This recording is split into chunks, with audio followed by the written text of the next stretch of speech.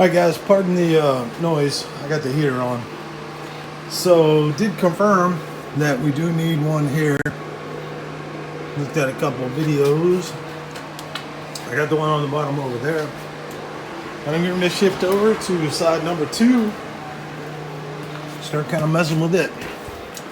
I got one on the bottom here. I got to go. I'm going to chase all these, tighten them up. And on this side right here is where the major work's going to happen. Got a little tightening up. Good thing is I don't have to repair any metal down there on the bottom. So we're going to get to cracking those off and see if I can't make the repairs and check some of these underneath here. Make sure we're good there. That's kind of the path moving forward. Welcome back. Good to see everybody. So hopefully with some of this work today, it'll help you out when you get to this point. If you're working on a restoration or you just want to find out something interesting about Triumphs and the way they're set up. So let's get started. Thanks. Bet you can't guess what I'm working on today. Oh, yep. Section 2 of the cage nuts. I did a little prep work earlier. I got 6 more, well, 5 more there, 2 here. I think that's all I need, but we're going to do a count together. So I got 1 more on this side I need taken care of. I got to drill the hole for that one, so I'm going to measure off the other side or use my template, one of the two. My prep work earlier this morning and got this all taken off, ground down, all tabs removed. I do have one little thin spot here, so I think I'll lay a little bead in. I'll probably put the tab on the back side and hit it from the front side. Yeah, I don't know for sure. Cleaned out some of the old seam sealer there. We'll put some back in. Got 1 more right down there on this side. So 1, 2, so 5, 6, 7. I think I got a couple left in my box. Yeah, a handful left.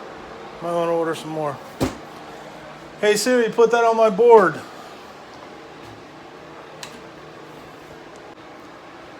Thanks Siri, I appreciate you taking care of me like that. Alright, so time to break the welder out and see if we can't get some of these tacked on.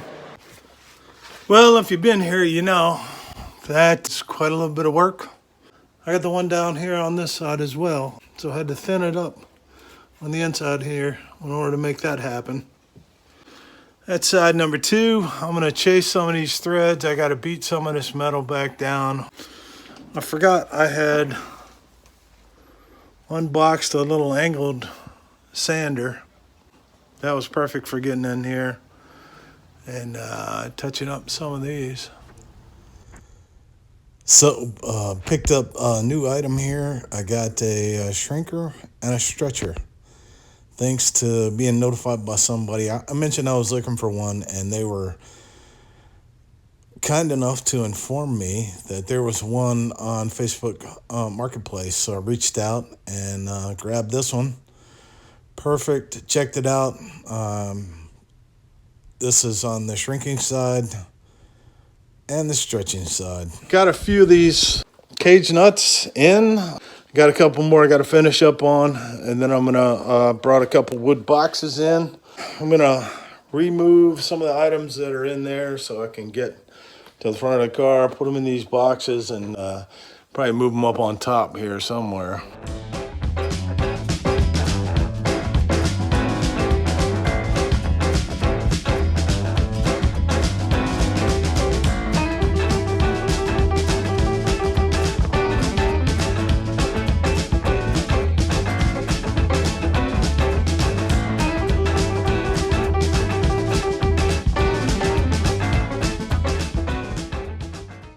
Alright, well, here we go with the ugly side of the car stuff. Well, even with everything they did cleaning up, this is just the way it was put together so long ago. Without any kind of rust inhibitors, it just collected moisture over the years. And that was underneath where it had already been cleaned up and epoxy primed. Well, obviously that's not going to last. So I'm digging it out, and I was trying to figure out if you get the light just right here. you can kind of get a gist of where all the indentions are, where it was put together with a spot welder. If you see that, you can kind of get an idea. There's a lot of spots, so I'm going to kind of work my way toward the outer edge and see if I can't pop that loose. I scribed it on the inside, so I know exactly where it sits. Anyway, I'm going to keep trying to pick this apart and see what I can get at.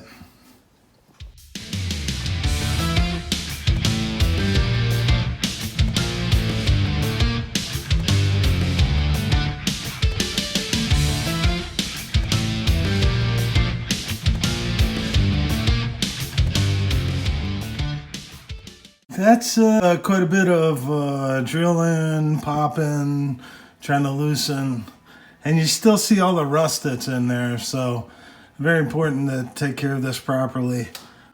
Well, many beatings and drillings later, this is kind of where I'm at. Looks like this flange right down here is over. I don't see any spot welds in it, but it wraps around, so I'm sure there's something holding it there. This part down here. So it looks like that folds around. And then I've got all the spot welds off up here. I don't want to get too close to this edge because I'd like to fill these holes in and usually cut back here. There is on the inside spot welds where that's together. But it looks like this piece right here wraps around. So it'd be on the inside. Here is where it would be attaching, right around the bottom there. So I got to get up underneath there and drill some spot welds along the back side of this. For the most part, it looks like I'm free. A lot of rust, a lot of holes.